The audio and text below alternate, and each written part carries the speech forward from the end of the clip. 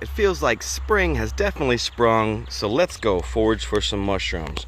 We're gonna use our foraging basket and a hori-hori. Guys, I just found a patch of mushrooms that I've been looking for years and haven't found yet.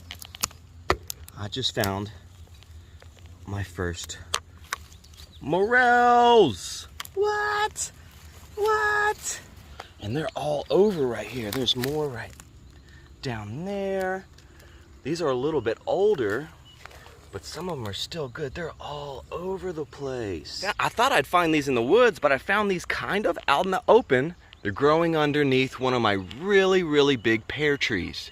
So how do I know these are morels? Well, the way they look, first off, they kind of look like a honeycomb on top. And then when you cut them, the stem should be hollow, just like that.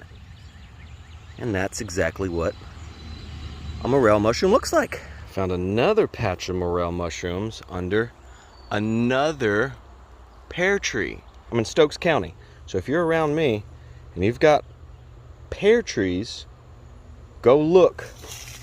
And you'll find yourself some morel mushrooms. There's another one.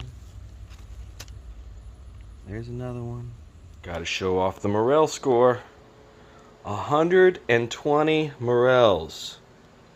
First time ever finding morels. And I find 120 of them. Oh, remember, you want to get you a beautiful foraging basket. The Suburban Pioneer. Etsy.com.